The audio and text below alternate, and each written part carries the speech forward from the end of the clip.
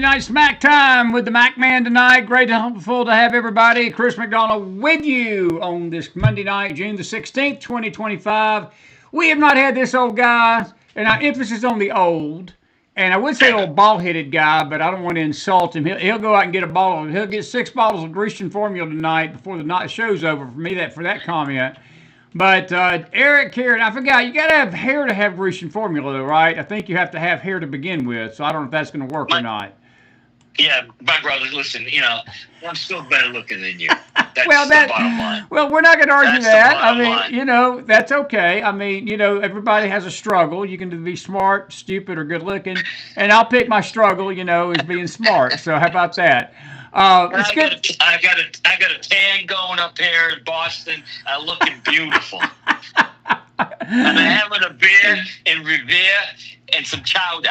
beer and Revere and chowder. We're going to have some of that with you soon, man. Hey, it's good to see you tonight. Eric Caron, everybody, for those that don't know who I'm talking to. Eric Caron's on the phone, my buddy, my friend for a long time, and he's a former federal agent, and he's got a great book. Hey, tell everybody about your book, and you got some speaking engagements. Tell everybody about that before we get into the serious stuff tonight.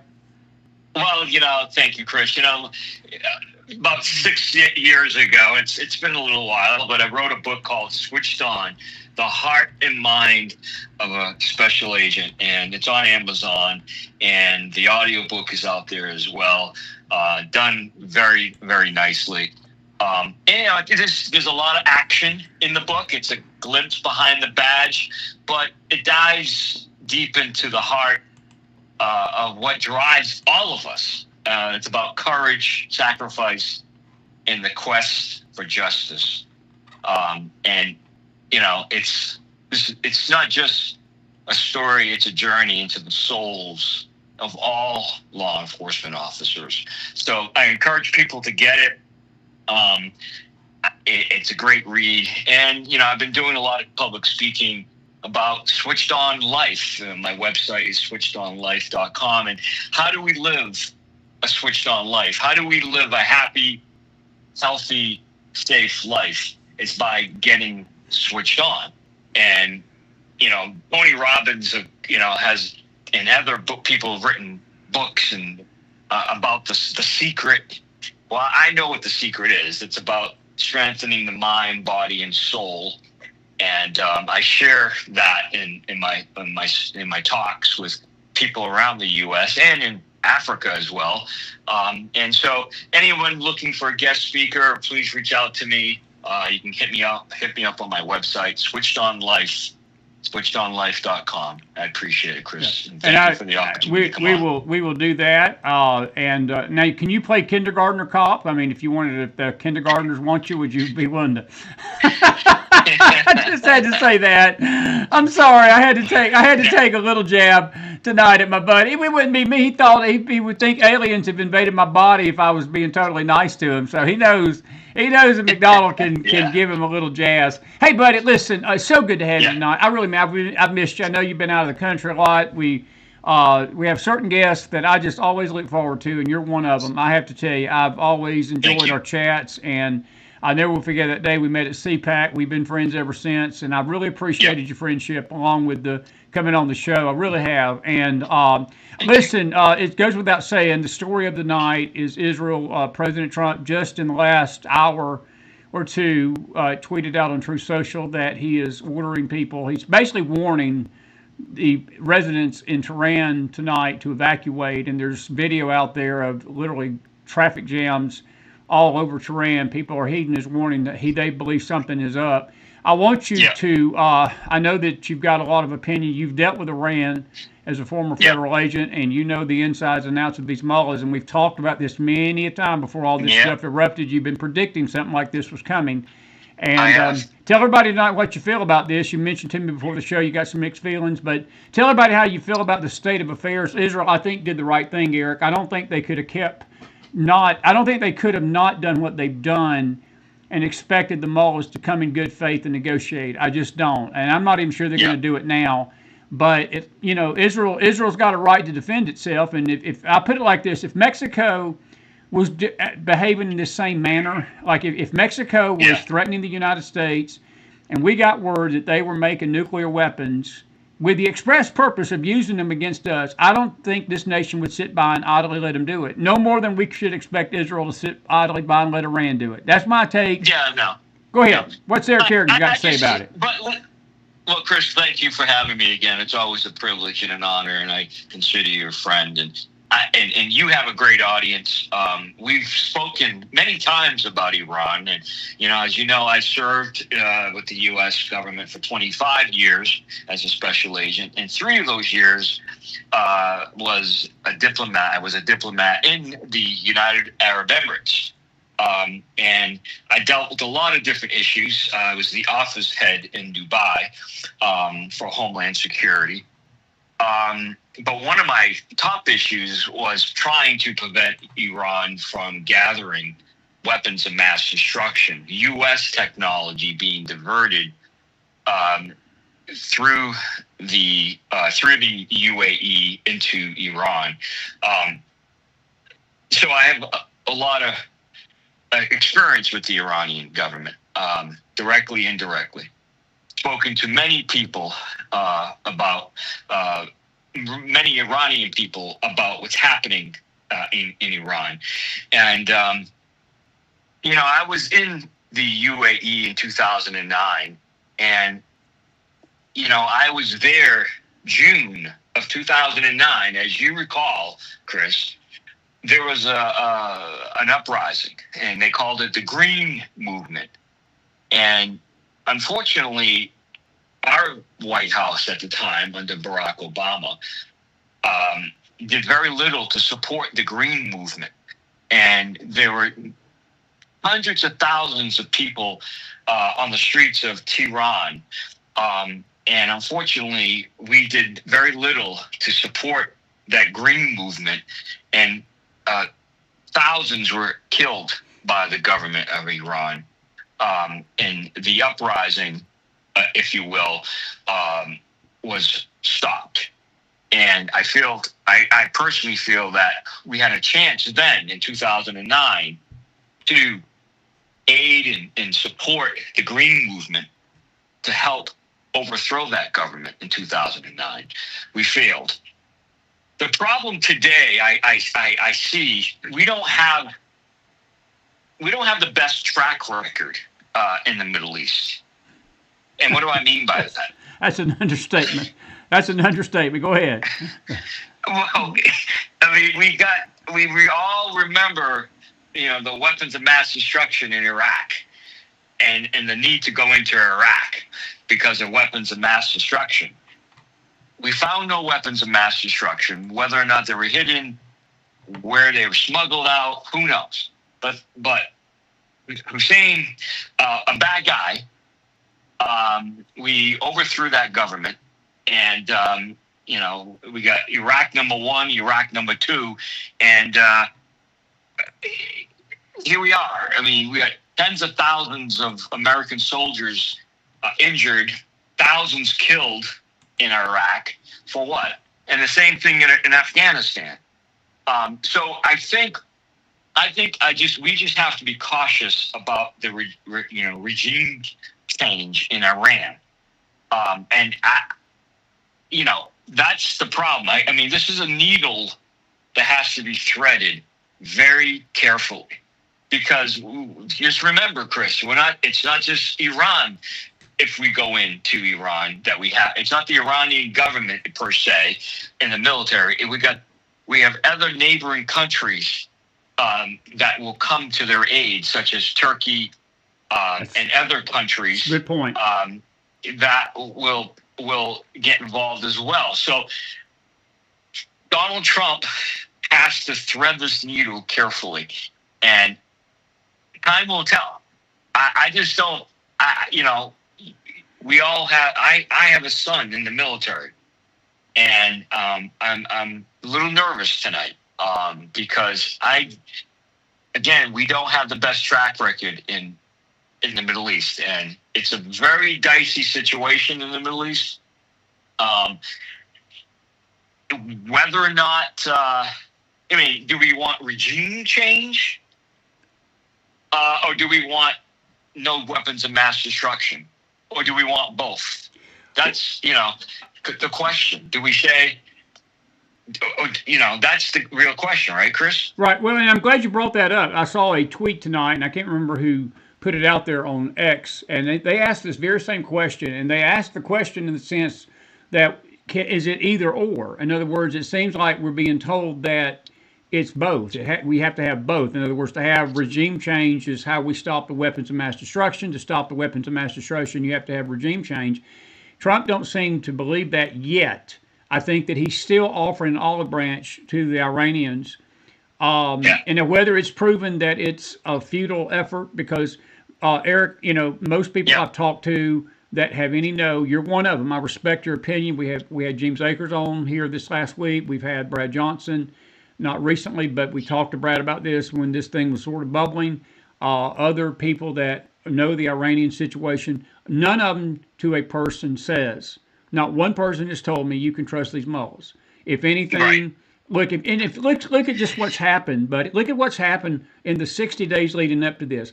Iran's had ample opportunity to come to the table, lay their cards on the table, say we're willing to let inspectors come in and inspect our centrifuges, inspect this uranium. They've had ample opportunity, and it really goes back more than 60 days because we've had weak leadership in this country. We've not Right. had a president like Trump that has Correct. basically held Correct. their toe to the fire to do this. Correct. So I've got no sympathy for the Iranian government tonight. I'm concerned about the people, but I think going back to the regime change, the danger in this too is you don't know who is behind the Ayatollah. You don't know what nut that you might get if you replace him. You may get somebody 10 times worse, and he may plunge the Middle East into all-out chaotic war. Day one, he puts his hand on the Quran or whatever they do over there in Iran. Yep. I guess cut somebody's hands Yep. off, or I don't know what they do when they institute Right. a president. But you know what I'm saying? And that's the uncertainty. And I have to tell you this, man. Look, I don't have a son in the military, but I got a son your son's age. And I've got a deep concern that if America gets involved in this, it's not going to be good. It's just, I don't see any good coming out of it, even though No. if Iran attacks one of our bases or an American is killed, Eric, the bottom line is we can't sit idly by, and I don't see Trump sitting idly by if that happens. And that's the fine line he's walking tonight, and that's where I think a lot of anxiety, and I think rightly so, is out there tonight because there's so much uncertainty about this. And when you're having to base your bets on a bunch of ayatollahs that would like to see America and Israel both wiped off the planet, I don't think that Right. genders the warm and fuzzies, as we say down here in the South. No. It don't gender the willies. You're absolutely right. You're absolutely right. The other player, of course, is the Russians. That's correct. And the Russians will support the Iranians. We got the North Koreans and the Chinese as well. And we know they collaborate with, the sale of weapons. Both Russians and the Chinese and the North Koreans provide the Iranians with billions of dollars worth of military equipment, including the drones, of course. So it's a very dicey situation. Trump is, a master, if you will, at negotiating. And I think we're seeing some of that right now. He's, trying not to, to telegraph, of course, what he thinks or what he feels per se, as far as the direction. He just wants peace. And, he wants the fighting to stop. He's giving them an opportunity. They didn't act, and he wasn't going to get jerked around like the last couple of presidents. Right, I mean, exactly. this has been going on for how long, Chris? 30 years, 40 years. Is this the time today, 4 days ago? This is our time. This is our time, America, the Israelis' time to end this once and for all. Is it? That's the question. Is it the time to say no more messing around, no more vacillating, no more saying, to the UN and others, you can come look at our sites today, but not tomorrow, and playing cat and mouse game, if you will. And we've been playing this game for the last 40 years with the Iranians. They are constantly here in America. Their agents are here in America. I know because I used to follow them and arrest some of them for trying to steal our technology. And so they're here as I speak tonight. The Iranian agents are here in America, representing Iran, both covertly as well as overtly, like businessmen, trying to steal our military technology. And so, we have to take the gloves off. That being said, do we want World War III? No, we don't. No, we don't. And I've been predicting a World War III, and I don't want it because obviously there'll be a draft. Your son will get called. My son's in the military. So I don't want war. So I don't know what's going to happen tonight. Evidently, Trump is signaling right now something's happening. Well, there's something happening. There's assets on the way. We did a radio show today's on from 2 to 3, and I want to, by the way, get you on that sometime this week if I can. We'll talk about that after the show. But I do want to say there are reports, it was coming out of Breitbart and other conservative media, that there were several assets that are on the way to the Middle East. And I know Hexteth was on Jesse Waters before we came on tonight saying these are simply defensive measures. And I think that whenever I hear talk like that, you know, and they're going out of their way to tell you that they're defensive, that lets me know that there is something amiss. And look, Trump left the Canadian G7 summit tonight early. Yeah. He didn't even stay for the heads of state. He's called a National Security Council meeting in the room tonight in an emergency thing. And presidents don't do that unless there is something afoot. I got to ask you a question. I want to go to Israel a minute because the question has come up, and there's a lot of anti-Jewish sentiment, sadly, in our nation right now, Eric. A lot of anti-Semitism. Yes, sir. And it's sad. Sir. And I'm seeing even tonight posts that are blaming Israel for this, blaming Israel for provoking a war. Netanyahu's a war criminal. Same thing they did with Hamas, like Israel provoked the October the 7th terrorist attack. But do you think there's a lot of distance between America and Israel and their plan? Do you think Trump and Netanyahu are on the same page with this? Is there anything that you see with these two? I know that Trump, you know, sort of told him to hold back on the regime change thing this weekend. That's confirmed. Fox News confirmed that there was a conversation where Trump told Bibi, do not take out the head of the snake as far as the Ayatollah goes, at least not now. But look, Israel ain't messed around, man. Look, you got 20 of Iran's top generals in nuclear science. It's better.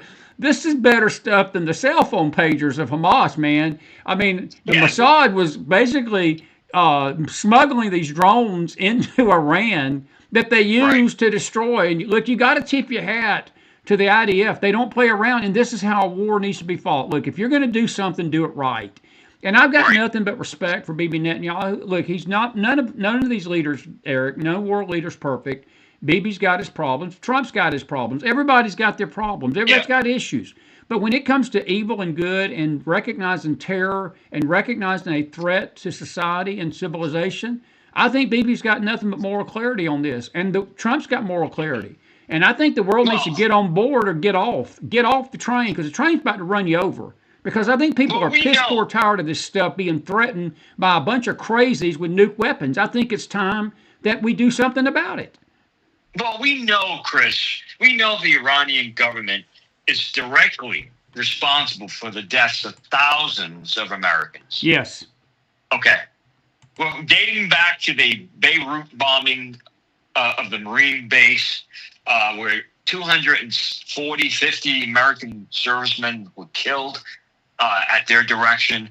We know that, I know firsthand that the Iranian government was detonating IEDs in Iraq, killing hundreds of Americans and wounding hundreds of Americans.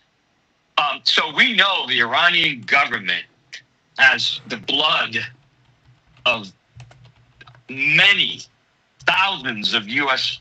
civilians and military people on their hands, okay? That's a fact. Right. So the question is, though, what are we willing to do? What is in America's best interest tonight? Not the Israelis. That's what I was going to ask you. It's a great question. Go on and take this on, because I'm glad you brought that up. That's my next question. Go ahead. So that's the really dilemma, because the Israelis have been planning this type of operation not just for weeks but for years, Chris. And we provide them with billions with a B dollars of military equipment every year. Billions. It goes from $4 billion to $20 billion every year of U.S. military equipment. And we also are joined at the hip, with CIA and Mossad is joined at the hip. But that being said, now, how much further do we want to get involved in this? $1 million question, buddy. $1 million question. Because as soon as American soldiers are killed, then what? What's the next step? We're going to escalate. Now, what is Trump going to do next? Because, we have a destroyer, in the Gulf of Oman, and that gets attacked. Then this could easily escalate. We are really, truly, without trying to sound like, trying to hype this up. We are truly at a pivotal moment here tonight, in going forward for the next 48 hours. This could lead us into a World War III, or we step back. And no one has an answer right now. Trump's signaling that something big is happening, and he's obviously telling the Iranian people, as you and I speak, to evacuate the capital. Is that just another piece in the chess game? And he's bluffing. Who knows? I don't think he's bluffing, Derek. Look, that's the difference in him and Biden. That's the difference in him and Obama. Trump. That's what I think that people don't get. I don't think they've ever gotten. And, today's the 10-year anniversary that him and Melania walked down that elevator together, and he announced he was running for president. And we've had 10 years of this, and I think if we've learned anything in 10 years about Donald Trump, when he says he's going to do something, he's going to do it. He's going to try to do it. So. And I don't think he's bluffing. And I think his comments today, this morning in Canada, were telling to me. Look, he basically told the mullahs, he said, I gave you 60 days. You had every opportunity to avoid this. We gave you every opportunity. Israel gave you every opportunity to come clean, to come to the table. You didn't take it. So now you're getting your candied blanks kicked. And the Israelis, look, Eric, are winning this war. There's no doubt about it. Look, Iran's inflicting some pain. And I got a question about these weapons with you in a minute. But the fact of the matter is, Donald Trump basically said day 61 was when all hell broke loose on you. You could have stopped this on day 59. And they didn't do it. And I go back to the trust issue. You can't trust these mullahs. I don't think they were ever going to come to the table and forge a true contract or a true covenant or true treaty or whatever, because Eric, these people are bent on Israel's destruction. See, this is the thing too. Iran's situation is spiritual. These mullahs have a doomsday, apocalyptic view of the world. They are willing to blow their whole country up for the sake of destroying Israel. And that's the difference in them and most civilized countries. They don't care if 400, 500, 600, 800, 1,000 of their citizens are slaughtered, as long as they can inflict as much pain. And I'll tell you, I know that tonight. They're targeting civilian areas with their missiles. Israel is targeting military targets when they're attacking Iran. Iran's not going after military targets, just like Hamas wasn't going after military targets on October the 7th. They were going after human beings, civilians. They don't care one blanking thing about life. And that's the difference between the two countries and the two civilizations we're dealing with. And in that, the hatred is deep. The hatred is deep. It is deep. I spent 4 years in the UAE. And so within those 4 years, Chris, as you can imagine, I had a chance to speak to many Arabs. And I would speak to them about Israel. They didn't know who I was. The hate that would come from their mouths I was just like, wow. The hatred for Israel in that part of the world runs deep, like very deep. So it's going to be an interesting 48 hours. I pray for peace. obviously. Let me ask you're right. you. The Muellers,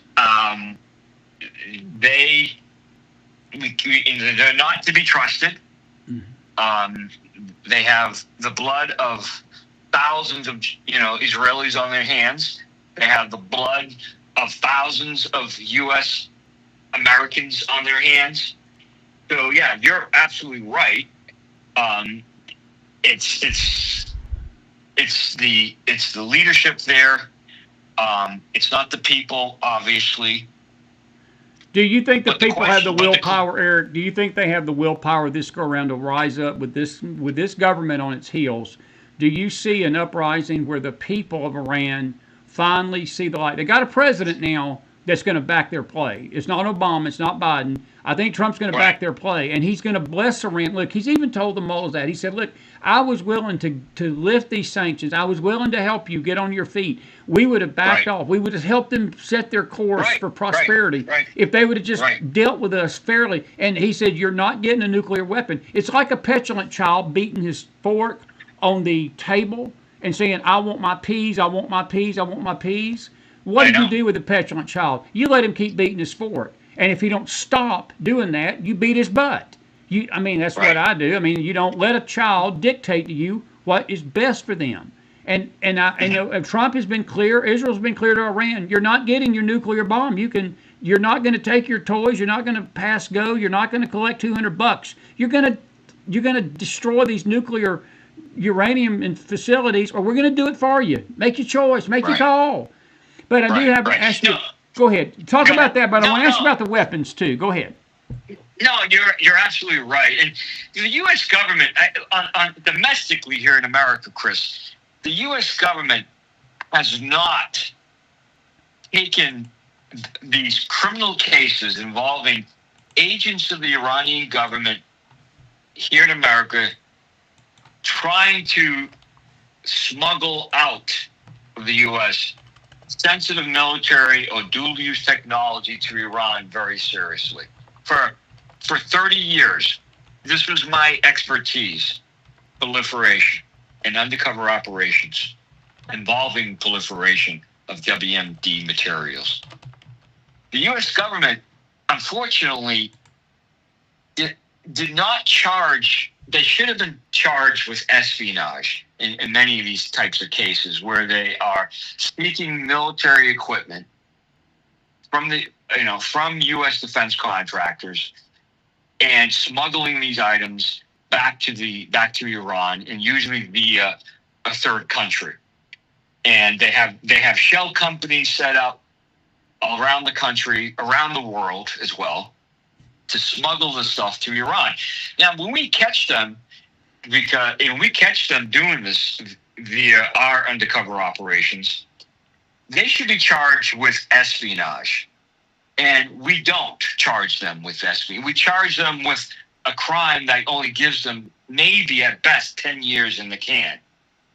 And so we're not very serious about these types of crimes involving the smuggling of WMD materials to Iran.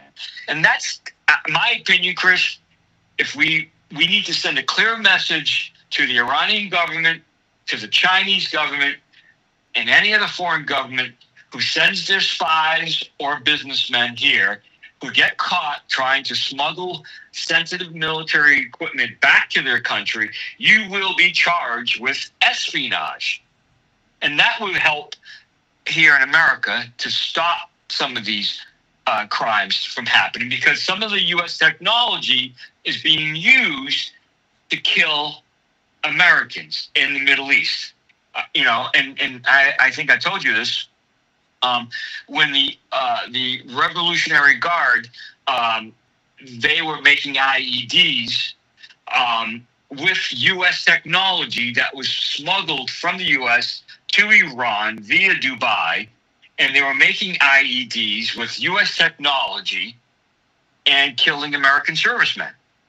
I'm saying we need to start getting more serious and start charging people here in America who are aiding, abetting, or supporting the Iranian government with espionage. I'll agree with that. Eric, let me ask you this. I don't disagree with any of that whatsoever. Yeah. I do want to ask you a question a little bit about the weapons situation because about 2 weeks ago, the Ukrainians launched a surprise attack on the Russian airfields, and it shook the Russians to the core because they did not think the Ukrainians could get away with it. And what the Ukrainians had done, they had smuggled these drones, and at the right time, they basically released these. And it goes to your statement, just so follow me out here, because this is going to tie into what you just said about espionage.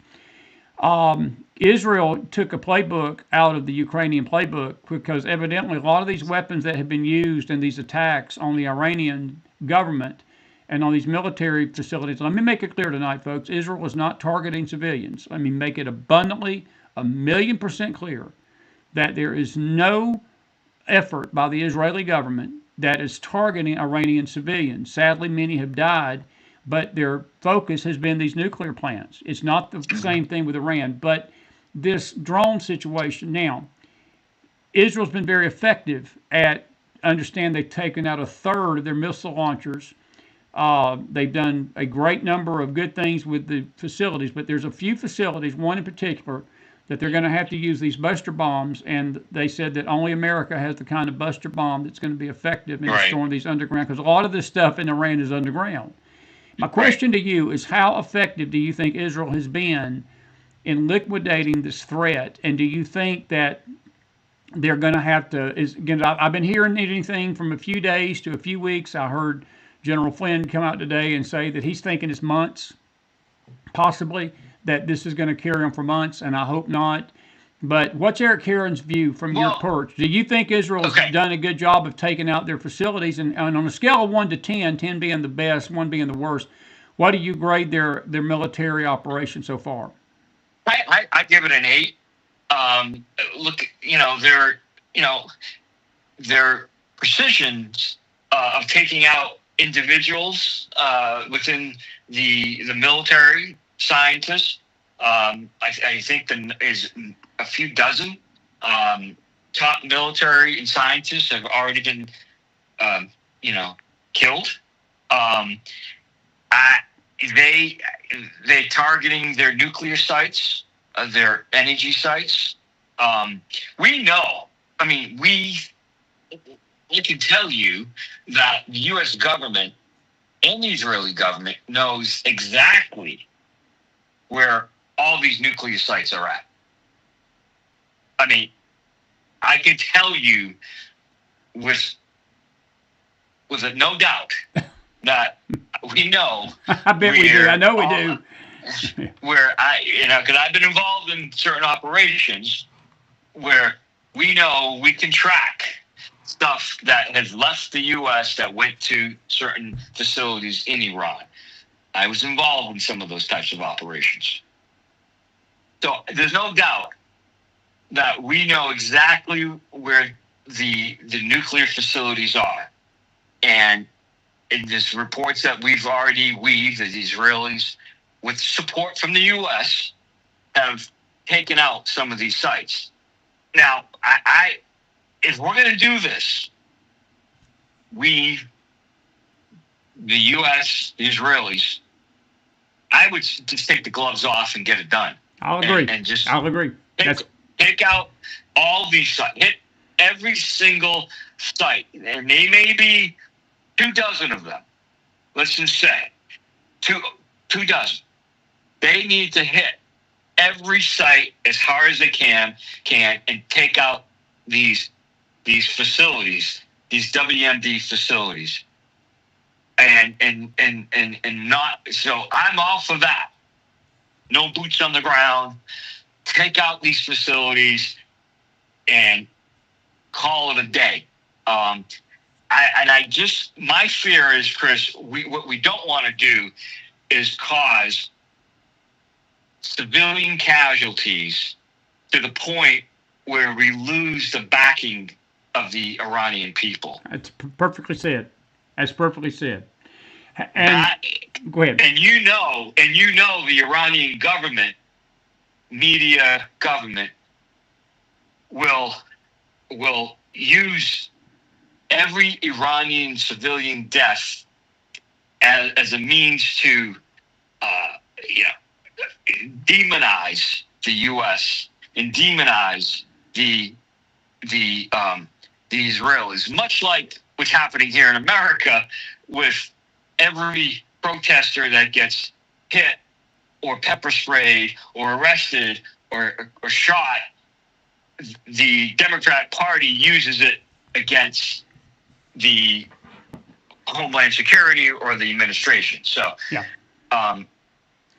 That said, Let me ask you this. And again, I think your information has been spot on tonight in your analysis. And folks, for you that are just joining us, I want to say thank you so much. We got a record audience tonight. Thank you, all you folks on X tonight. You're warming my heart tonight. We've got a huge audience in X. We want to welcome all you listening to us, Facebook, YouTube tonight, a regular channel. But Eric, I want to ask you this about Israel. Let me rephrase this question. What scenario, and we'll move on to something else after this. What scenario do you believe has to happen to get the U.S. involved in this war? And do you think Iran is baiting us up to do that? Because I think that Trump keeps the high ground. He's a no-war president. He prides himself on being a peacetime president. He does not want to get us into any war. But there are some times that, what's the old song, Coward of the County? Sometimes you got to fight when you're a man, Yeah. And I hate to use that analogy, but it's the truth. There's some things that he may not be able to control. And if Iran, the way I look at it, if one American soldier gets killed, like you said a while ago, or we get bombed. Look, our embassy was bombed last night. We had some damage in Tel Aviv at the U.S. embassy there. It wasn't major, but it was minor. And Iran is not going to stop these missile attacks. There's some going on tonight. Tel Aviv is under fire, in Jerusalem and Haifa. And we've got friends over there we've been keeping abreast of, and all of them are okay, but they're spending the nights in bomb shelters just about the last 3 or 4 nights. And what scenario in your mind draws us into this thing full blown? Yeah, well, unfortunately, as you mentioned, Barack Obama, Joe Biden, the Iranian government saw them as weak, and we saw that U.S. sailors, Navy sailors, were basically kidnapped for some time. I remember that. Under Barack Obama, were and other episodes in the Middle East where they didn't take us serious. They were soft, and bullies attack soft people, soft targets, because they believe they're not going to get, there's going to be no retaliation, right? And so now we're dealing with Donald Trump. And so Donald Trump, in his last few days, he sent a clear message, not only to the Iranian government, to any other government out there that is thinking about attacking America. Do not do that. Do not kill an American person or soldier, because there will be consequences. So the answer to your question is, if American soldiers are attacked, he will retaliate.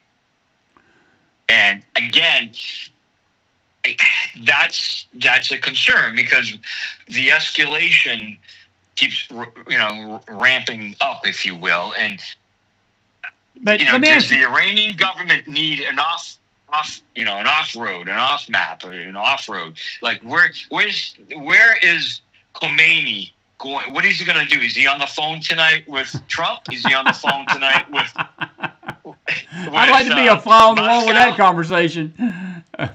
Is Khomeini on the phone with Trump? Is Khomeini on the phone with Moscow saying, help me out? Or is Khomeini on the phone with... It's a great point. Pick another country, Turkey. Hey, Turkey is a big one. Turkey has a big army. They have a big military, Air Force. And so, again, that's the concern. But Donald Trump's not going to sit back and allow the Iranians to hurt American soldiers, which I think I'm for that. Hey, you kill an American soldier or soldiers, there's going to be consequences. Totally agree. And I think Donald Trump has sent a clear message these last 3-4 days. I've told you to negotiate. I've asked you to negotiate. You're jerking me around.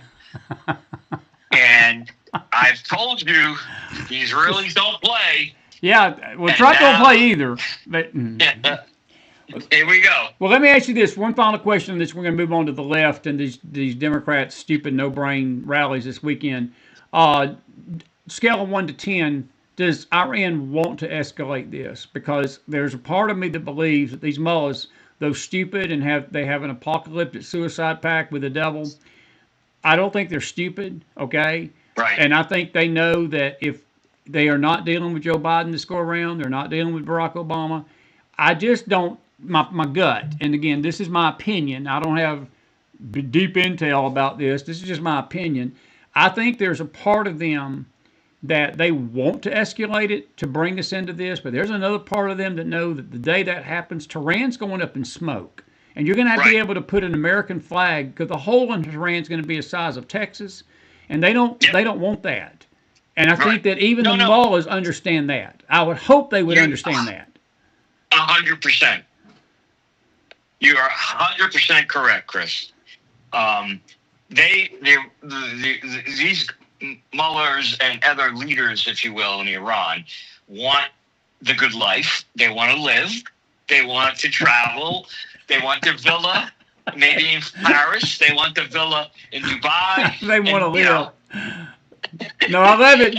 When you said they want to live, I had to laugh. I mean, Trump pretty much told them the other day, somebody asked Trump about their leadership. He said, well, I was dealing with him for 60 days, but most of them are now dead. So I thought that was pretty cool. Go ahead. Keep going. Right. And so, and truth be told, Chris, we, the U.S. government, have a relationship with some of these mullahs. That's true. Doubt. That's true. Okay? Directly, indirectly, what do I mean by that? Through third parties, maybe other intelligence services, I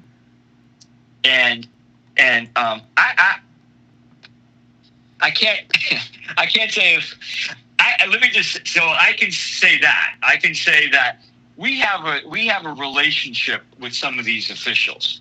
And not all, obviously, but indirectly, directly with some of these government officials, and we're trying to, win them over, win the hearts and minds of the people, and in the hopes that they help us, and they still may be, aligned with Khomeini, but we're on the phone with them, or we meet with them again, maybe directly, maybe probably indirectly, and say, hey, you need to tell, Secretary of the Army, or Navy, or Air Force, or Intelligence Service, you need to get with Khomeini, and you need to tell Mr. Khomeini this, and you can say you've heard from the U.S. government, or maybe another third party, that the U.S. government is going to do X, Y, and Z. So there's some back channel going on here right now as we speak.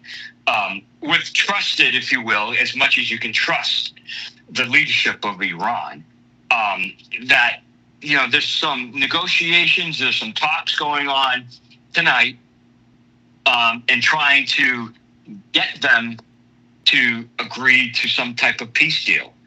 Yeah. Well, I hope they take it, Eric. I hope they take it. I do, because I don't want to see it. Yeah, bro. I mean, that's the problem. We're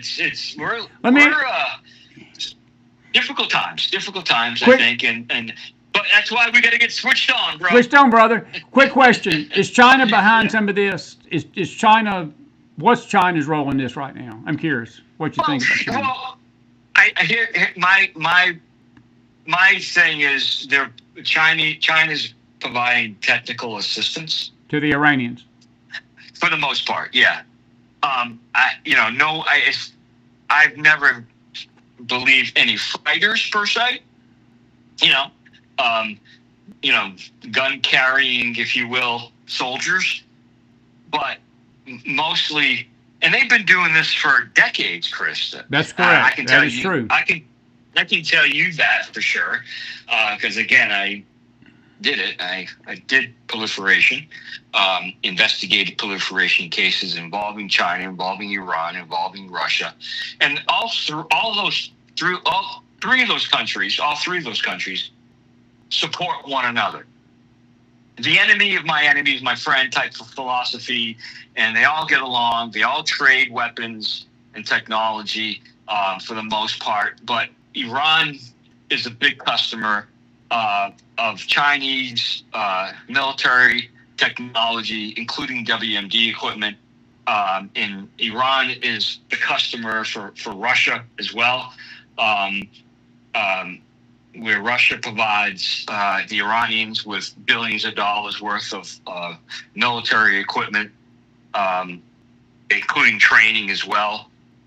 And the Russians work very closely with the Chinese as well, as far as military sales, gathering Chinese technology. They have a very close relationship, the Chinese government military with the Russian military as well. We're talking billions of dollars in arms being traded from China to Russia. Buddy, I'm going to keep you over for a little bit if you don't mind. We are right at 10 o'clock in the East, but I want to talk to you a little bit before we leave you tonight.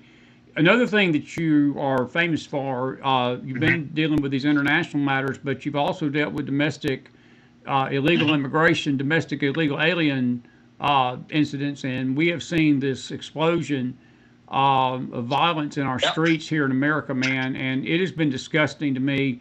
This weekend, we had a display of patriotism in D.C. with the 250th anniversary of the U.S. Army. President Trump led, he hosted this parade. This was not a parade honoring him. It was honoring the Army. It was Flag Day. The left goes out and they mobilize 150, 200,000 people across the country to do this No Kings March. If brains were trains, then a lot of these people's trains left the station marching Saturday. And, I was, the city that I was in, I rode downtown. There was a small one here where I'm at in the South. And there's no cohesive message. It's all Trump is bad, Trump's a dictator, Trump's a king, free Palestine, everything under the sun. Trump's a fascist, MAGA people are fascists, MAGA people are racist, MAGA people are bigots. Keep your hands off my body. There was abortion protest in this march. And I don't even know if they understand the dynamic of what a king is and what a king isn't. I put it like this. I saw a post tonight. If Trump was a king, the Democrats wouldn't have the ability to say the dumb blank stuff they say and do the dumb blank stuff they do. If you had a king, they'd probably be hauled off and put the kings of England put guillotines on people's necks that did stuff like that. But we don't have a king. We have a republic, and we the people run the government. But from Eric Caron's standpoint, I believe this is a true insurrection of the authority of the government of the United States, Eric. And these protests, this doxing of ICE agents by these governors, these sanctuary cities, these sanctuary policies, these congresswomen, these mayors, basically going to these ICE agents, these facilities and doing the things they do is criminal. They need to be prosecuted. They need to be made an example of. They need to be told that this behavior is not acceptable in a republic that we're trying to have law and order in. If you want to go live lawlessly, go to Iran. I'd love to see these you-know-whats do this crap in a Middle Eastern country or a South African country or any country in the freaking universe and see what would happen to them in 3 seconds because they use our laws and they use our freedoms to get away with this stuff. And I think Trump's sending a message tonight that we're not going to tolerate it. And the mass deportations are going to get more intense. And people like Mr. Johnson in Chicago and Mr. Pfizer in Illinois and Mr. Newsom, and I don't even give them the decency of the titles.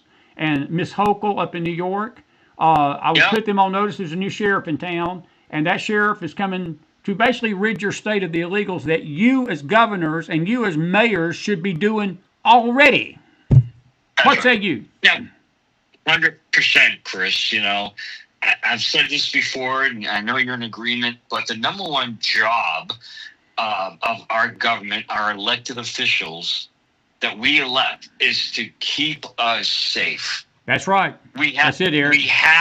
We have officials that we've elected that are directly responsible for the deaths of hundreds, if not thousands, of Americans these last whatever years, 5, 6, 7 years. They are directly responsible for the deaths of Americans. From New York to Massachusetts, where I'm at, to LA, California, San Francisco, and many other states who are releasing once you can't make this up, Chris, right? I mean, these individuals are arrested and then let out the back door of courthouses, let out the back door of correctional facilities, because there's a policy that they will not be turned over to ICE, even though they're illegal, and that they were arrested for another violent offense. They're in custody, and we release them to kill and rape and maim U.S. citizens. I say Amen. That I say, Chris, that I asked the hard question over about 2 years ago. Is it time that we look at banning the Democrat Party? And for what reason, Eric? Well, just look at what they've done to our nation these last several years. How many more years do you think we as a nation can tolerate this? We can't. We can't. We see the cancer. We see the cancer in our schools. We see the cancer that would happen under the Biden administration at abortion clinics. We see the cancer with our Department of Justice spying on people. I mean, it goes on and on and on. We see the cancer with allowing politicians to incite violence in America, like, Maxine Waters and other politicians who are calling for violence. And so that's why I say we as a nation should take a hard look at the Democrat Party. And I think we should consider outlawing it.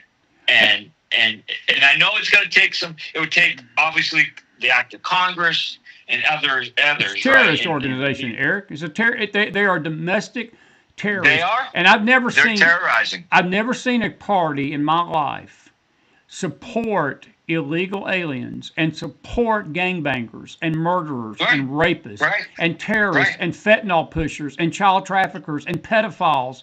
But even this last little this LA thing that happened just 2 weekends ago, 400 plus of these people that ICE arrested, within that 400, what I just named to you, those criminal acts of murder, rape, child pornography, and pedophilia, and trafficking, and fentanyl, every single one of them, I saw a figure tonight, 75% of all illegal arrests that we've made against illegals, I should say, reward it that way, have been people that have committed criminal acts. But being here illegally is a criminal act in itself, and you cannot get the left to see this, no matter how you scream, no matter how you draw it in crayon. And my opinion, I'm going to ask a federal agent this. Do you believe that these people have due process? I don't. It does not give you due process under our Constitution. You have got no guarantee of safety. You've got no guarantee of anything. If you're here illegally, you are opening yourself up to whatever happens, and the government has no obligation to protect your sorry carcass for being here illegally. I don't care how long you've been here. Look, this is what bothers me. I hear this, well, all these people have been here a long time. Well, yeah, why have they not went for citizenship in this long time they've been here? Why are they still illegal, Eric? They've had plenty of decades. They've had years. They've had months. They've had days to go down to the citizenship clinic, get their citizenship papers. Why haven't they done that? And then we're being told by the left that these are just fine, outstanding citizens, and these are just fine, outstanding taxpayers. Well, if they're so fine, outstanding, why are they breaking the laws of our land and not respecting our laws? What say you? Amen. And, you know, you're right. I mean, because they don't want to become U.S. citizens, but they just might have to pay taxes. Perhaps. Because they're making hundreds of thousands of dollars cash, and they're doing just fine, and getting all the benefits that most Americans don't get: food, welfare, housing, education, driver's license. In Massachusetts, we're handing out, you know, for the last 4 or 5 years, we've given them the ability to get driver's licenses. We're handing out licenses to criminals from other nations. You know, people wanted for murder in Brazil, in Cape Verde, in other parts of Africa. They're here. We let them in. And now we want to try to get them out. We got to find them. Because, you know, what happened over these last 4 or 5 years under the Biden administration? We've allowed terrorists, criminals, human traffickers, people in other nations that I used to target and go after, who were they human rights violators, where they tortured people in their home country in El Salvador and other parts of the world. They escape, they come here. These are murderers that are in our nation now. Without a doubt. And so, and our elected officials, mostly with the D, allowed this to happen. And today, they're allowing our cities to burn once again. Yeah. And Donald Trump is the only president that is going to put a stop to this. And he'll be demonized, but we can't allow thugs on the street to burn and throw rocks and bottles and fireworks at cops. That's your son or daughter out there. They stand in the gap between good and evil, these police officers and these National Guardsmen and these Marines. They stand in the gap between good and evil, making sure that your son, your daughter doesn't get murdered or raped by these thugs on the streets. These politicians don't care about you. They just care about the next election or the party, their organized criminal organization called the Democrat Party. Yeah, I said that. I don't mean to offend anybody. You're not going to offend nobody here tonight. Trust me, the people are amening you. So, yeah. But just look at what the Democrat Party's done to our nation these last 4 years. And now Trump is trying, within the last, 6 months, he's trying to clean up. He's trying to make America great again. And what's wrong with that? He's trying to get rid of criminals that come to America. God forbid he's trying to identify, arrest, and deport criminals. Somehow, criminals are now made into saints by the Democrat Party. Well, let me say this. You mentioned the blood of Americans being on the hands of the Iranians. I'm going to make a statement tonight. Yeah. The blood of Americans is also on the hands of the Democrat Party. And 100%. The blood of Americans are on the hands of these lawmakers. They're on the hands of these mayors. They're on the hands of these sheriff deputies that won't enforce the law. They're on the hands of 100%. These governors. And they're on the 100%. Hands of these congressional leaders in Congress that are pushing these bills and pushing these statements and doing the things they're doing. And I look at people like Gavin Newsom and Karen Bass that are sitting there letting their city go up in smoke and calling this peaceful, and I watch Waltz and Fitzer and Hochul come before Congress and stare like a deer in the headlights when they were shown names. Look, every one of these senators gave them names and incidents of rape and murder and pillage, and then you have them sit there like a deer in the headlights, like they don't give a you-know-what. And it burns me up, man, because these people have blood. They're no different They're no different than what Hamas did to Israel on October the 7th. They have raped our country the same way, and they've done it from within, and they've sit there with a straight face and then tell the American people, we're fighting for the American people doing this. That's right. That's right. That's right. Either you're for law enforcement or you're not. Either you're for justice or you're not. You can't be a little pregnant. You can't be a little pregnant. No, brother, you can't. No, you can't. So, but they want their cake and eat it too. They want it play it both ways, like you're a politician. Okay, but this is not like an argument over windmills or, I don't know, a new street or new and lights on your street. This is about security. This is not like a political issue about, do we want a new school or do we want, I don't know, a new halfway house on your street. This is serious stuff. This is about your security. This is about whether you're or not your son or your daughter is murdered tonight or raped tonight versus, these other issues, political issues that I just mentioned. This is serious national security business. This is about our safety. And unfortunately, the Democrat Party has gone to the dark side 100%. And they don't care about your son, your daughter. They just care about the Democrat Party and their next election. Well, so, Eric, I would say this. I don't know if they went to the dark side. I think they've always been on the dark side. I think what's happening is that their true colors have come forth. Look, and I want to make it clear that the Democrat Party tonight is really not the Democrat Party of old, because there was a time when these Democrats had some brains. And look, 100%. I'll say this about old John Fetterman. I was, when he got elected in Pennsylvania, I wanted to go to Pennsylvania myself and do a survey house to house and say, what in the blank are you thinking putting this man in Congress? But he's turned out to be the most sane voice of the left tonight, the sane voice of the Democrats. And I'm not saying that I trust him a lot. I mean, I think he's still a politician, but he makes sense, man. And at least he's got the gumption to stand up for what's right. And I have to tip my hat to him.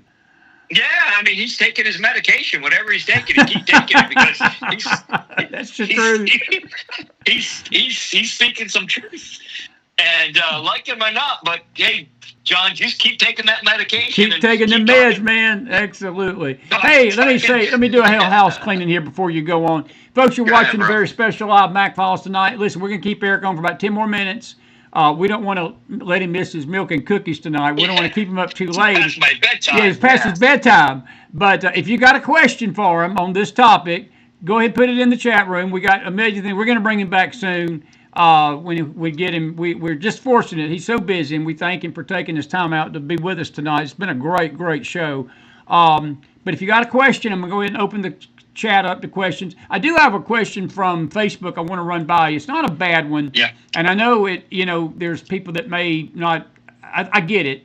Lori Farrell, good to see you tonight. Hadn't seen you in a while. It's really good to have you back. She says, how do you hit a nuclear site without causing nuclear leaks and causing a big Chernobyl type situation? That's actually not a bad question, because people, when you say, are you hitting them sites, you're a federal agent, I'm sure a lot of people ask that question, is how can you do that without creating problems? It's not a bad question.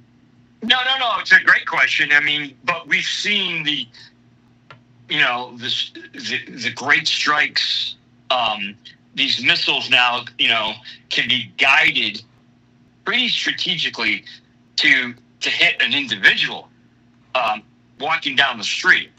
But so you're right. The military has to be strategic in their strikes, and they don't want to lose the Iranian people. If we, the U.S., the Israelis, if we lose the Iranian people, then that's a problem.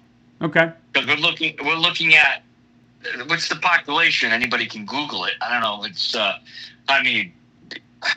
a billion people over there, give or take. I don't know what the exact number is, but we're looking at many Iranian people. So we want to win the hearts and minds, if you will, of the Iranian people. We won't win the hearts and minds if we cause the deaths of tens of thousands. I'll agree. I'll agree. And that's the fine line we're having to walk. And Israel's walking it too. And I think your point is well taken. Go ahead. Keep going. So there's going to have to be a specific strike against those nuclear facilities to prevent any serious nuclear fallout. But I mean, this is war, and things go sideways in war, just as they do on the streets across America. We ask, humans, police officers, to perform superhero tasks perfectly. They don't, because they're not a robot. And sometimes innocent people do get hurt, not with malice or forethought, but because of mistakes, because they're human. They weren't intending to shoot that person. They were intending to shoot the person with the gun. But so just like the question relating to nuclear, targeting these nuclear sites, I'm sure the Israelis want to strike it in such a way that it does not cause problems. Serious it's a great point. Problems. It's an excellent point, and it's an excellent question too, Lori. I really believe it's an excellent question. I got one for you. Do you believe there's any scenario? You mentioned Turkey, but is there any mechanism that the Iranians would have that would be able to launch any missiles this far in America? Or do you think that those missiles would be more toward our military bases in Europe and the Middle East, but they don't have any capability to reach us here with any kind of missile? That's true. Okay. Yes. Okay. But my concern is this, Chris, and I know you can appreciate this, but for the last 5 years, we've had an open border. That's very true, and I was about to go there. I was going to ask you about this. Go ahead. Keep going. I know where you're going with this. Keep going. We're looking at 15 to 20 million people walked across our border, came to our country illegally. I mean, we're concentrating on the southern border, but the northern border, and we're talking about ships that come into our ports of entry, our airlines, our visa overstays. We saw what happened with people who came to America as a visitor and never left. We saw just a few weeks ago, a bad guy target Jews and I forgot what city and lit some of them on fire. He was an overstay. So we have millions of foreign individuals from around the world, including Iran, who we don't know what's in their hearts and minds. We don't know where they're at, where they're living tonight. Because Joe Biden imported criminals and he imported terrorists tonight that are here in America.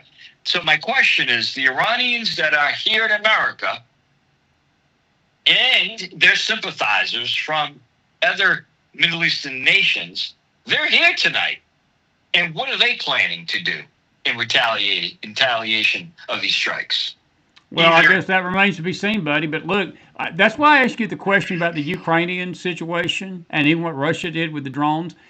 Do you have concerns that maybe something like that has been smuggled over our border, and at the right moment, at the right trigger, that they could just do the very same thing to America that they've done? And look, I salute Israel, what they did. I look at this thing with Israel, and I look at it like they did Hamas with those cell pagers, man. Look, I tell you what, me and you should have went into the cell phone business there that week. We'd have been millionaires. We could have sold non-terrorist blowing up cell phone company. Eric Caron, the Caron cell phone. These won't detonate in your hand. Cell phones. We could have been billionaires, man. But it was brilliant. But I look, on a serious note, I'm laughing about it, but on a serious note, Eric, it does concern me that something has come over this border that we're not aware of tonight. That's my concern about these proxies. Well, of course, 100%. I mean, again, the history is that we know that Al-Qaeda and ISIS, there was a case where an individual was conspiring to smuggle WMD, weapons of mass destruction, in a shipping container into New York. There's at least one case, but all it takes is one case. There's at least one case, and I'm trying to, and in my memory, it's either before or after 9/11 that an individual was arrested for attempting or conspiring and planning to smuggle a WMD agent via a shipping container into New York. So, that being said, and that's confirmed, that being said, how many of those 15, 20 million people, we don't really know the exact number. Nobody does. People throw out these numbers, 10 million, 15 million. It could be 50 million. I think you've asked me once before, and I said 25 million illegal aliens. 1% criminals and terrorists. That's a lot of bad guys. It's a lot of bad guys, Eric. That's a lot of bad guys. And because you hear, Chris, and you know, and it's okay, it's true. Out of those, say, 20 million, most of them are good people trying to find a good life and trying to work. Okay, I'll give you that for argument's sake. But all it takes is one terrorist. But so let's just say 1% of that 20 million and they're criminals. That's a lot of people, Eric. That's still a lot of people. Look, there was only 19 hijackers, brother, on 9/11. Look what that did. Look what 19 terrorists did. Took down the world. Took down the world, didn't it? Exactly. Yeah. Yeah. And these people are just good-hearted, picking your fruit and serving you lunch. See that? I heard that today, actually. I heard Karen Bass literally tell one of the networks, CNN, that Americans, we wouldn't have the work done in the country, like if we didn't have these illegal aliens, she calls them immigrants, that our labor force would go downhill because of the illegals not doing the job. And I think that's the most asinine, stupid thing among many stupid things that Karen Bass has uttered out of her freaking trap mouth. But I got to pay, before I forget it, let me say this. But you know who else said the same thing? And I have it in my book, Switched On, The Heart and Mind of a Special Agent. I had a case, and I arrested, 368 illegal aliens at a U.S. defense contractor. Uh-huh. A year earlier, George Bush came out on a national, a year before I took down these bad guys. And so I arrested the owner. It was collective. The owner and his executives and the illegal aliens as well. So a year earlier, George Bush does a national show, national press conference saying, we need to have immigration reform. And these people, these illegal aliens, undocumented aliens, are doing the jobs Americans just won't do. I heard that. That's a quote. I heard that. That's a quote from George Bush. I know. And I'm like, I heard it myself, right? This is a year before we had an undercover operation going on in this U.S. defense contractor. And I just happened to be home one day, and I was watching the news, and I'm like, did he just say, George Bush say, he did, the Americans are fat, dumb, and lazy? He did, pretty much. I do have to ask you a question real quick before I forget about it. These 3 Chinese nationals that brought this fertilizer this bioweapon into the country. Did that catch your attention? I know you've dealt with China along with Iran, buddy. That's dangerous stuff, isn't it? Is that not what we're talking about here tonight? That could have killed some folks, a lot of folks, thousands of folks, Eric, millions. Yeah. Yeah. I mean, who knows what's in their hearts and minds? Who's the end user? Who are they talking to? Where is it going? What's the purpose? What is this compound? The Russians too. I mean, I know firsthand. I was involved in an operation where actually didn't make the press, but for various reasons. This was going back some years ago. A Russian flew into Dulles Airport and he had vials of a chemical inside of a crack pot in the bottom of his check bag. And I can't get into where the vials were going, but yeah, I mean, so Russia, China, they have these WMD plants throughout their country, and that's in Iran as well. And that's why we need border security. But for the last 5 years, we had no security. Can you only imagine, like you said, Chris, how many WMD agents are sitting waiting to be used against us? Because there was no security. Well, Elaine Willard's got a question, and I got another question. I'm going to wrap it up with you tonight because I'm going to bring you back on soon. But I do want to ask you, she's got asked the question, do you think there's enough of these bad agents to literally overthrow the government? And Eric, I have to tell you, this thing, these riots, and, I've noticed a lot of this too. When they first started, it was all about the illegals. But I've noticed a lot of more Hamas flags, these Palestinian flags. I've noticed a lot more foreign Arab flags, Islamic flags, jihadist flags in these groups. And I don't doubt that Hamas and these proxies are working hand in hand. I guess the $1 million question, and maybe I don't think either one of us know this. Again, we don't know how many are here. We can guess. But do you think, though, that they would have enough to ultimately overthrow the government? I will answer one thing about that. I don't think under Trump, no. I think Trump will clamp down on that like there's no been clamping down. I've been more concerned if Biden and Kamala Harris would have been in office.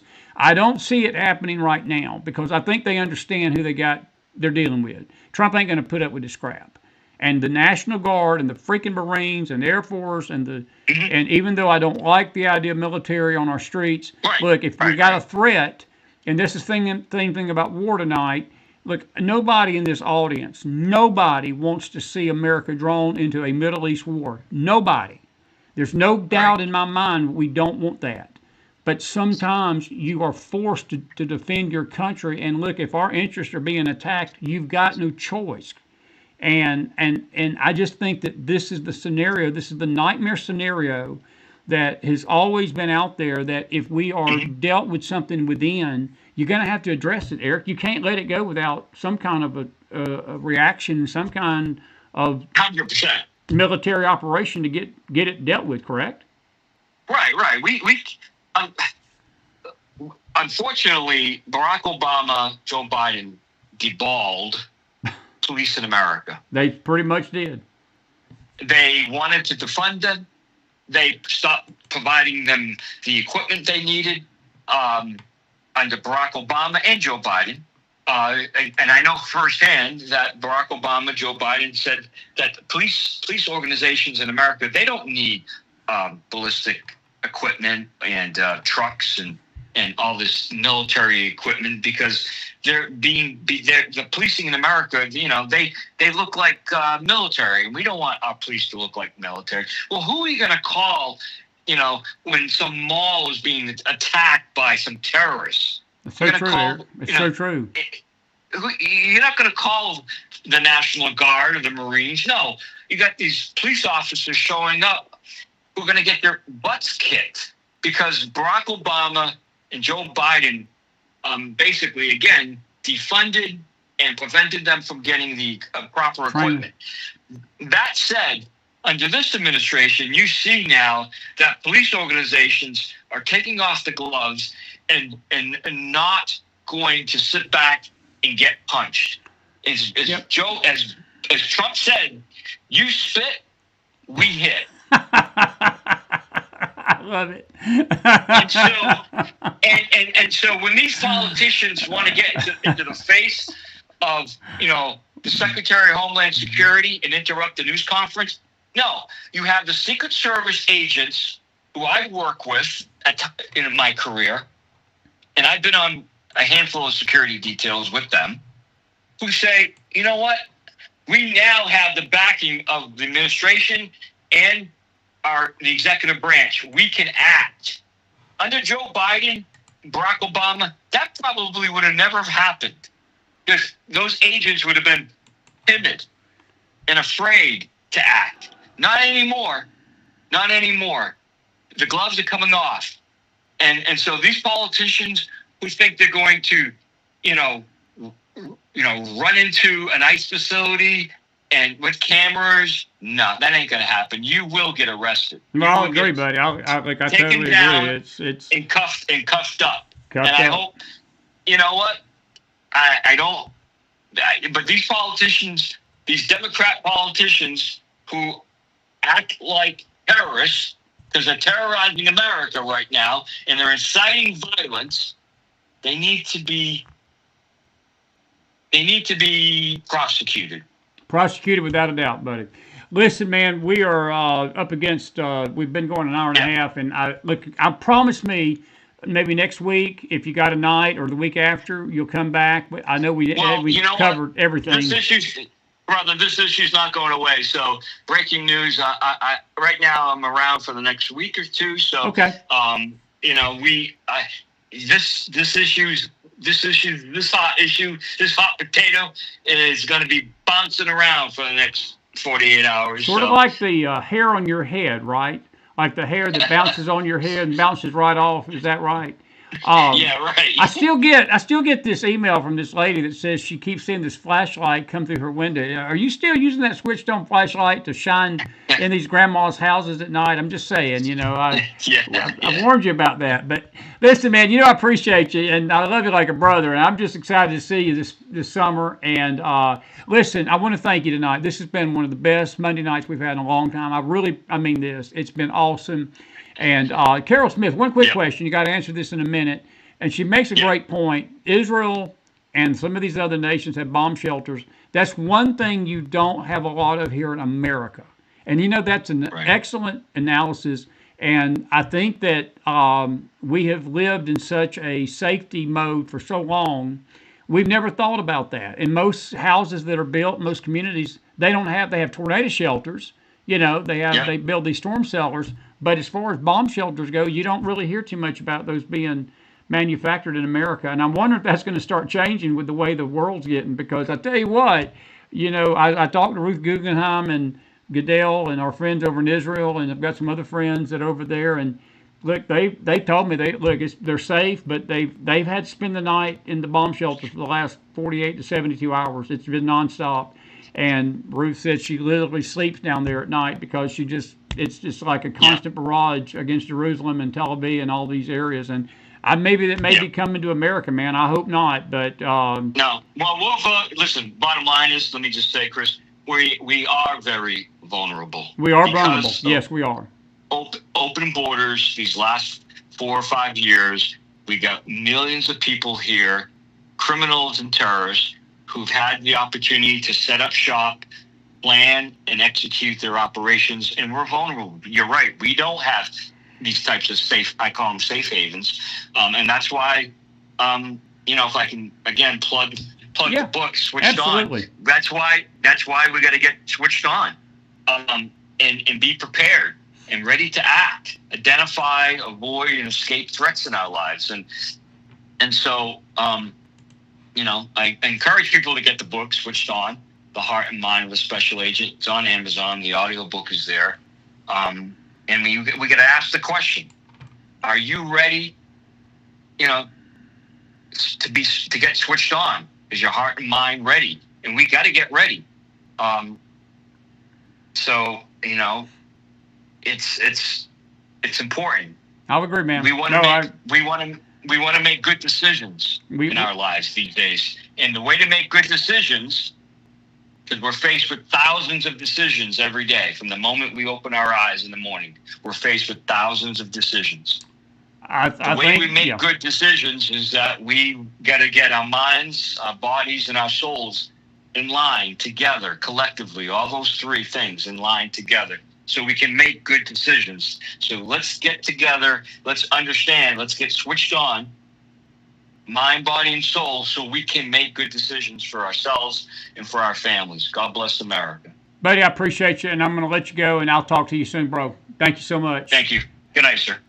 Thank you, Eric. Eric, Caron, everybody. SwitchedOnLife.com is his website. What an interview. What a night tonight. I tell you what, this has been wonderful tonight. We're grateful to have him, and we're grateful that you've been with us tonight. We've had a record audience. Stephen, I've saved your question to answer it. You said that you asked the question. You said, would banning the Democrat Party cause a civil war? Stephen, honestly, I'm just going to be honest with you. I think we're already in a civil war. We may not be seeing guns go off between the North and the South, but you look at these riots, and you look at what's going on with the police, and you look at what's going on with these rioters throwing bricks. There's video out there tonight of these rioters literally throwing bricks at police. 211 times the media over the weekend said these riots are peaceful.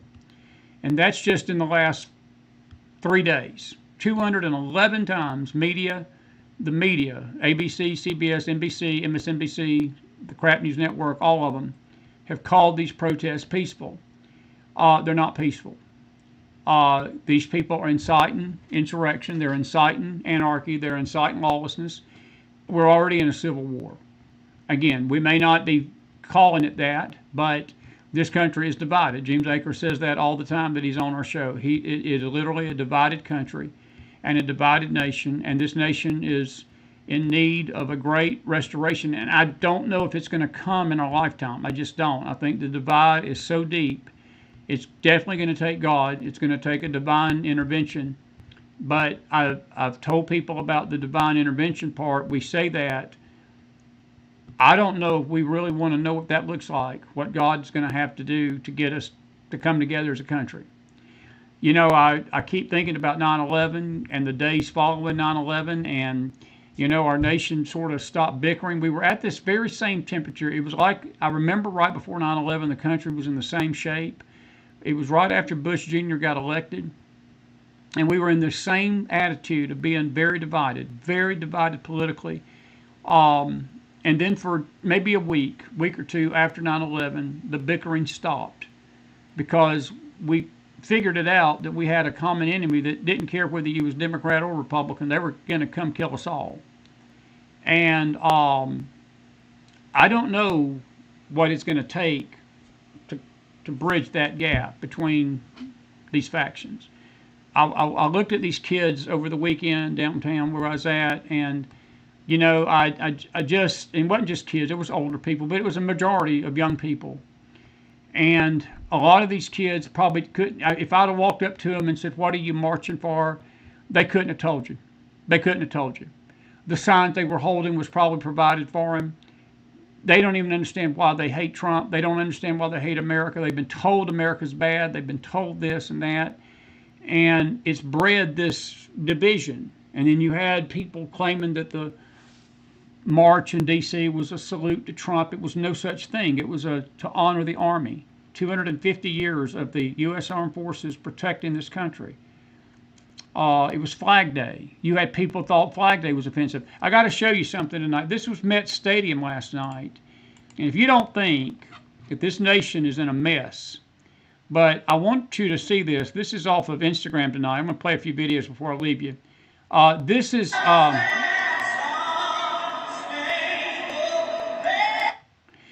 that's about a 3-second clip. She was singing the national anthem last night at Met Stadium. That was either it was Citi Field. It's New York Stadium. Met Stadium last night. They didn't even have the American flag displayed on the screen. They had the pride flag, and a lot of these baseball teams celebrated Pride Night last night or night before, and I mean that in itself is a divisive move. The singer at the national anthem of Los Angeles last night, the Dodgers, was told emphatically, do not sing a Hispanic national anthem. She was told not to do it. She gets up there and does it and praises the anti-ICE rioters while she's doing it. That divides people. And the division, the left sows that. Look, it's not division to stand up for we the people and stand up for freedom and to stand up for our republic. And if you don't like our republic, again, you're more than welcome to leave. Nobody's keeping you here. I challenge you to go act the fool like you're doing here, because we do give you freedom as a nation, as a republic. Go see what you will get, how far you would get doing the crap these people have done this weekend somewhere else in this world. They would not get away with it. They wouldn't get away with it. So, Stephen, to answer your question, we're already in a civil war. We're already in a civil war.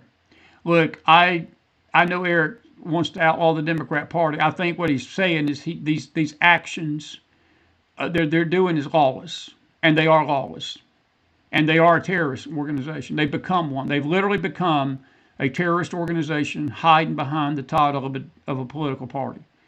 But I have to say, it's not just the Dems. There's a lot on the right that parade themselves as Republicans and parade themselves, and they've got the same ideology, and they've got the same view. They've got the same view of America as a lot of these Democrats do, and to me it's more disgusting. It's more disgusting. Here is Bibi Netanyahu last night about Trump and Iran. I forgot to talk to Eric about this. I'll get him next time. There is intel that Iran, there's always been rumblings about this ever since last summer, in July the 13th, that Iran was behind the two killers that attempted to assassinate President Trump. Bibi Netanyahu sort of made news last night with this clip. I want you to listen to this carefully. Roll the tape. I want to talk about the nuclear threat. I want to talk about President Trump. You just said Iran tried to assassinate President Trump twice. Do you have intel that the assassination attempts on President Trump were directly from Iran? Through proxies, yes. Through their intel, yes. They want to kill him. Look, he's enemy number one. He's a decisive leader. He never took the path that others took to try to bargain with him in a way that is weak, giving them basically a pathway to enrich uranium, which means a pathway to the bomb, padding it with billions and billions of dollars. He took up this fake agreement and basically tore it up. He killed Qasem Soleimani. He said, made it very clear, including now, you cannot have a nuclear weapon, which means you cannot enrich. He's been very forceful. So for them, he's enemy number one. Yeah. Look, they also try to kill me, but I'm his junior partner. They understand that President Trump is a great threat to Iran's plans to weaponize nuclear weapons and use them. When did you tell President Trump you were going to launch these strikes? Look, I've been in constant contact with President Trump. We've known each other for many years. And obviously, we informed our American friends and President Trump, our great friend, ahead of time. No, we did. He knew about it, of course. I mean, there were reports that President Trump kind of helped you achieve your strategic surprise by publicly urging you not to attack when he already knew you had decided to do it. So you were closely coordinating with the U.S. throughout this process. Look, we're fully coordinated, but understand that America, under President Trump, will make the decisions that are best for America.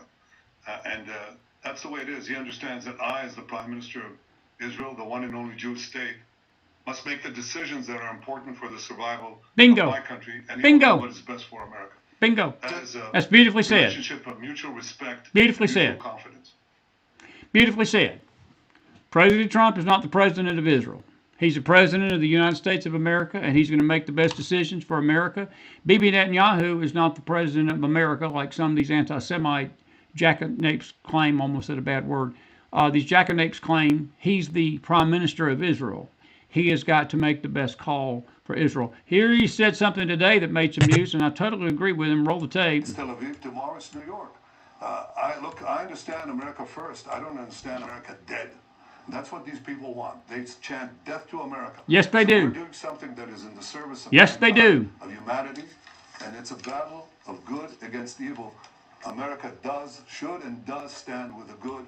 That's what President Trump is doing, and I deeply appreciate his support.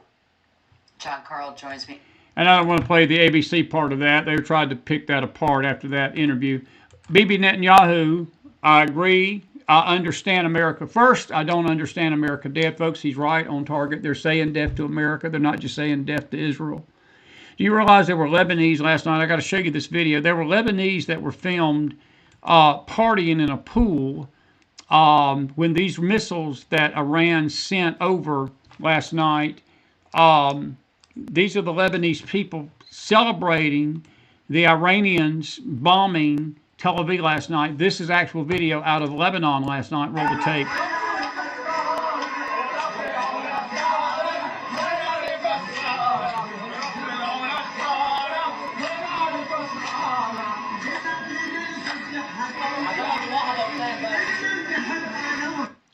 If you've got any idea, any false idea that the Islamic jihadists are interested at heart and they are really concerned about peace and they're really concerned about Israel's existence, they're concerned about anything relating to Israel, don't be so naive.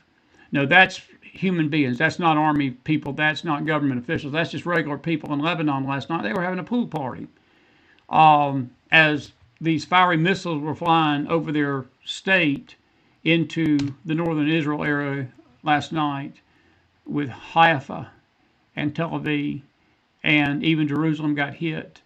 And that is the nature of the Middle East. Israel is hated, but folks, don't make any mistake about it. America's hated too. America is hated too. Couple of quick things. This is Hannity last night with Dan Bongino, and Dan's going to echo something Eric said. Roll the tape. And I know you all to be honorable people. My sources have repeatedly told me that they can barely sleep at night, that if the average American knew how bad it was, they'd be shocked to their inner core. Is that true? Yeah. By the way, if you call me sir, I'll start looking for my dad. So let's not start that anytime soon, Sean. But I appreciate it. I'm just trying to lighten it up because your question's so serious. But the premise of your question is 100% accurate. The threat picture now for the United States is dramatic, and I really appreciate we have a president, an attorney general, and FBI director who take those threats seriously. I mean, you name it, Sean. You ask me what's the biggest threat right now. People say, well, what keeps you up at night? Well, the answer is that I'd never sleep if I thought about this stuff all the time, but it all keeps me up at night. The drone threat. This is a perilous, acute threat. It's not here tomorrow. It's here today. Everybody saw what happened in Russia. It's only a matter of time if we don't take action, which I promise you, the Attorney General, the Director, and I are taking action on this threat. It is here right now. You've got the... And that was Dan Bongino. I want to just post this True Social picture. This is President Trump tonight on True Social, what he had to say about folks in Tehran. This is what we were talking about. He says, Iran should have signed the deal. I told them to sign. What a shame and waste of human life. Simply stated, Iran cannot have a nuclear weapon. Sounds right to me. I've said it over and over again. Everyone should immediately evacuate Tehran. That was issued at 5:30 this afternoon. He left Canada shortly after that to come back. They're meeting right now. Now, I've checked the Gateway Pundits lines and the news wires before we sign off tonight. I don't see any breaking news as of right now. I will tell you that we will keep you abreast of things throughout the day tomorrow. There's a brewing war. I will say this. There is a brewing war that is developing between Trump and Tucker Carlson. Tucker Carlson is out there along with Candace Owens and other anti-Semitic people and Israel-hating people. Tucker does not like Israel. He believes that Trump is hurting his legacy by supporting the Israeli nation. I would remind Tucker Carlson tonight that Israel will survive without the United States, but the United States is not going to survive if we support Israel's enemies. And by not standing with Israel, we support her enemies. And I don't know what Tucker Carlson's problem is, and I could care less about his biblical view. Let me change that. I do care. I care for the man's soul. But when it comes to his political views, he needs to get a life, and Candace Owens needs to get a life with him. That our future as this country hangs in the balance of how we treat this tiny nation and how we stand with her, and whether we stand with her or stand with her enemies. It's bottom line, folks. It's bottom line. It's a common sense kind of guy. For those of you listening to us for the first time, we just Southerners here, we just look at things with common sense glasses, and we say it from the heart. You know, we just like you New Yorkers up there, you elites that are up in New York, we just say it to you with iced tea in our hands, and, you know, we just smile at you while we're doing it, but we just say it the same way. We're just common sense folks. And we either stand with Israel and stand against her enemies, or we don't stand with Israel and we support her enemies by our silence. And I'm going to play this audio clip. It's an audio clip. Here's President Trump today on Tucker Carlson. Roll the tape. Tucker Carlson criticizing you, saying that you're complicit in the war. I don't know what Tucker Carlson is saying. Let him go get a television network and say it so that people listen. And quickly, have you spoken to Zelensky before? That's pretty tough. Let him go get a network where people actually listen to what he's saying. That's pretty tough. And, you know, Tucker's got a right to say what he's got to say, but he's on the wrong side of this argument, folks. And America had better come down on the right side of this tonight. That's all I got to say. I mean, we're not trying to elevate the Israeli government's actions and say that they're perfect or they're without error, folks. And, you know, Eric sort of said it tonight. You probably didn't even catch it. I heard it. When you're in the fog of war and you're in the fog of these things happen so rapidly. Mistakes can be made very easily. And Israel is going to have to be there. Look, Israel has always had to walk a perfect line, more so than any other nation. Israel can make one small mistake and the whole world convulses over that mistake. And America is the same way in many ways. And this is the powers and the spirit that is coming against this tiny Jewish nation tonight. And it's not a good place to be in, but it is the world that we live in. And the world that we live in is not one that we wish we would have, but it is the world that is. And that is that. Anyway, I'll leave it at that. And someone said that's a confusing thing to me. Pat and Deb, it's not to me. Tucker's never been pro-Israel. I mean, he's never been, neither has Candace Owens. And people try to defend them to me all the time. I wish they would stop defending these people. They are, look, you call a spade a spade. If the can's got corn in it, the can is a can of corn. If it's got peas in it, it's a can of peas. You can't change the label. You can change the label all you want to, but it's still got corn in it, it's still got peas in it. If you're an anti-Semite at heart, it don't matter what network you're running your vile mouth on, you're still an anti-Semite.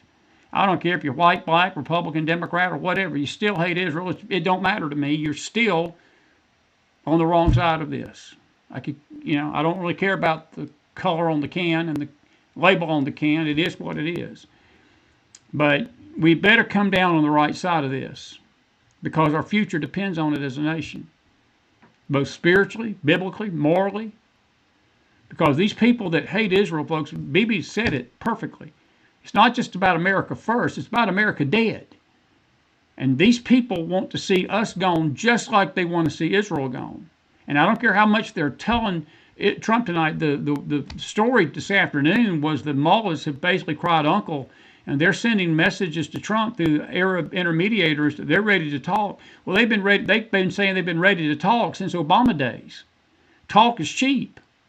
I don't care how much they're ready to talk. It's time for them to bring their carcasses to the table and say, okay, come here and dismantle our uranium, and we'll stop pursuing nuclear weapons, and we'll stop trying to destroy Israel, which I don't think they're ever going to do because that's a lie. That's in their heart. That's in their biblical narrative. That's in their spiritual DNA, so to speak. This is an apocalyptic vision by these mullahs. They want Israel out of the way for them to spread jihadism across this globe. That is the purpose of Islam and the call of Islam. And when you've got people in our own country that pushes that same narrative, you got a problem. You got a problem. And it's not a good one. So that is what it is. And I'll amen myself on that tonight. I'll amen myself. All righty. Listen, did you enjoy the show tonight? It's been a good show, man. We've had a record crowd. I could keep going. We got so much to talk about. There's sort of news on this assassination. We haven't even talked about that. Very sad news out of Minnesota. These two Democrat legislators got shot down. One died with her husband. Another got shot with his wife nearly 12 times. They survived. But there is, the killer has been caught. He was caught this morning, but there is some interesting connections going up the chain to the governor's office in Minnesota. We're going to talk about that tomorrow night, and we'll deal with that more on the radio network tomorrow. And we're going to deal with some other things as well. But we'll keep you abreast of the situation developing as we go to bed tonight.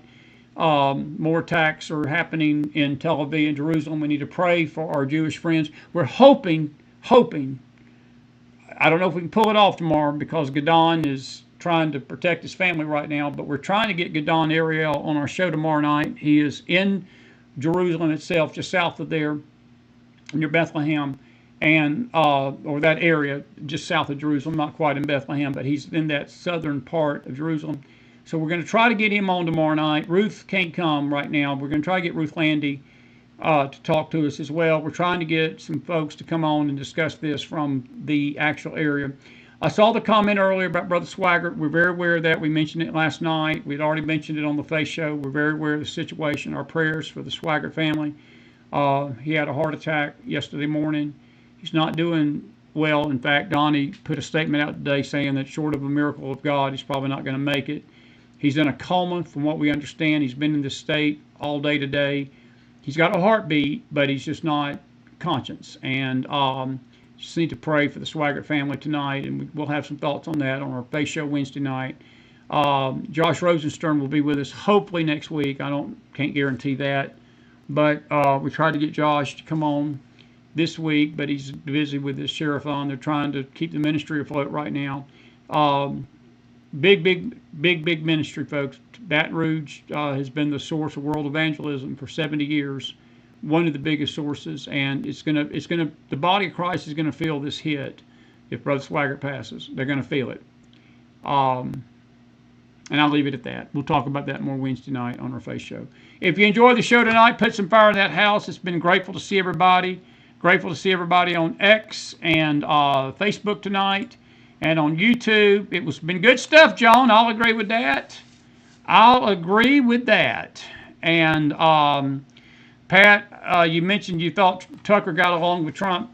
Tucker gets along with himself. That's all Tucker gets along with. He only gets along with Trump when Trump does what he thinks he should do. And I think there's a lot of people out there. And, you know, Trump's got to run the country. Trump's got to make the decision. He's the president. And I think Bibi said it beautifully. Trump's got to do the best thing for the nation of America. He's the president.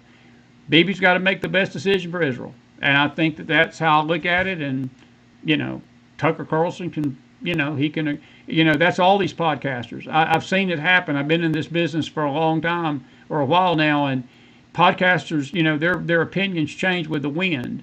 And if one of their favorite politicians don't do something they like, they turn on them like white on rye. Or I don't know if that's a good example or not, but they just turn on them like night is day, and there's no character behind that. There's no principle behind that. You either support President Trump or you don't. You don't have to agree what he's doing. But Tucker is literally trying to claim that he's destroying his legacy and his presidency over Israel. I disagree. He's not doing no such thing. I don't know what Tucker wants him to do. And look, if something happens, and again, we're attacked in any manner, if the Iranians get crazy and they just say, I don't care, to go throw caution to the wind, roll our dice, take our chances and see what happens, and pray to God, as Eric said tonight, Turkey and Russia come to our aid, and you got World War III. I don't see how America cannot respond. Trump's trying to get the Iranians to come to the realization you're not going to get a nuclear weapon. You're not going to get it. You can beat your fork on the table and scream and cry and snort and hiss and do something else that rhymes with hiss, and you can do all sorts of things, but you're not getting that nuclear weapon. I don't know what part of that Tucker don't understand. I don't understand what part of that Candace Owens don't understand, and other anti-Semites that don't understand it. You know? We just common sense folks here on the Mac Files. We have a good time doing what we do. We're grateful. We are truly grateful tonight. We had a record crowd of X tonight. I want to tell you X folks, tip of the hat from this Southerner. We're grateful that you've been with us tonight. We hope you come back and be with us tomorrow night. We're going to have some good stuff again tomorrow night. And we'll find somebody to come on if Gideon can't. But he will be great to talk to. May the Lord bless you out there tonight. God bless you. God bless your families. God bless this great nation of America. We have a lot more video to share, but we'll do it tomorrow. And we'll talk with you. May the Lord bless you. And take care of yourself out there. Be safe. Be alert, folks. Let me just say this before I leave. Eric talks about being switched on. I'm going to add a word to that. Please be soberly minded out there. Don't be getting caught up in this crazy world of la-la land and listen to all this garbage that's out there. Stay with reliable sources. Stay with people that you can trust with your news. That's going to at least talk straight to you and not try to embellish things and tell you things that are not true. It's just these things always bring out the crazies. They just do. And these times that we are in, folks, require people that are faithful, people that are committed, people that are soberly minded and grounded. So please just take that as some good old-fashioned Southern MacFile advice tonight. God bless you. I'll see you in the morning when the Bible study. We'll be back here tomorrow night. And then, of course, the radio show tomorrow. Have a good night, everybody. If you enjoyed the show, put some fire in that house. Man, we've had a good time tonight. Thank you all. Thank you all for being with us tonight. See you back here tomorrow. Good night.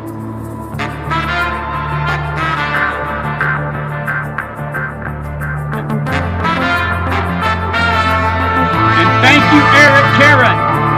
SwitchedOnLife.com.